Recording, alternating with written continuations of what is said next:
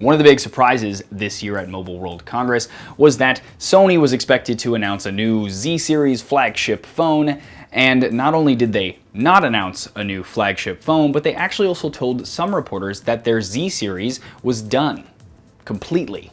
Instead, Sony appears to be going for the mid-tier market.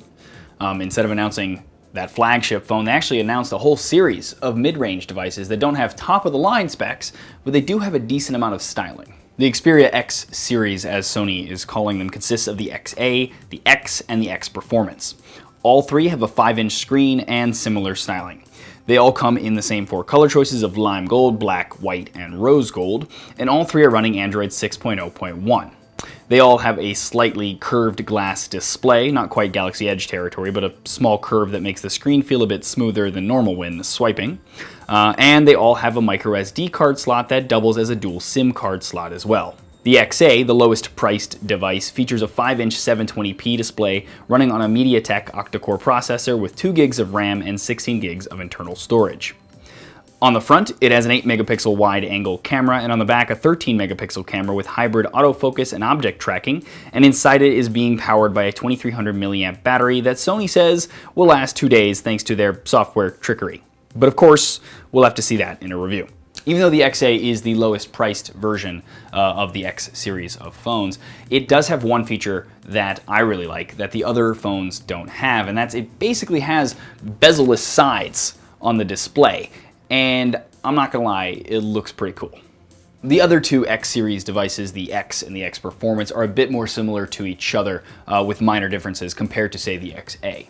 They both have the exact same 13-megapixel wide-angle front-facing camera and the same 23-megapixel rear-facing camera with hybrid autofocus and a predictive tracking, which allows the camera to guess where the subject is going to be once you tap them and start tracking them, and then it will adjust focus accordingly. They also both have a 1080p 5-inch display, 3 gigs of RAM, have quick charging built in, and they both have a fingerprint sensor on the power button. The difference between them basically comes down to a few things, right? The processor, the X Performance has a Snapdragon 820, while the X has a Snapdragon 650.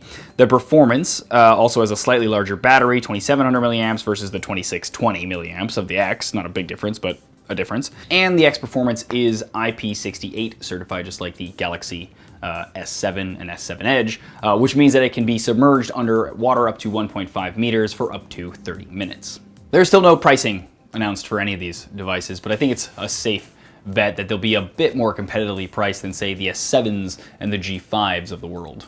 Sony is clearly backing out of the high-end, super competitive flagship world and instead focusing on the things that Sony kind of always has done well.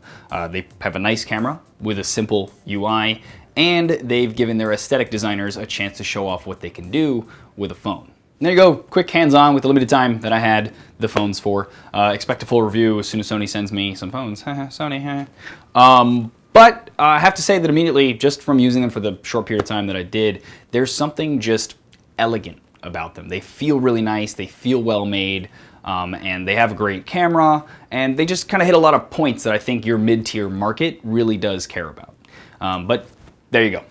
If you did enjoy watching this, please thumbs up it or share it. It is greatly appreciated. And if you want more videos like this, please subscribe to the YouTube channel and also reach out to me at dkogan on any number of social networks. Always love chatting with you guys. And let me know what you guys think in the comments below. I always read those as well. As always, thanks for watching.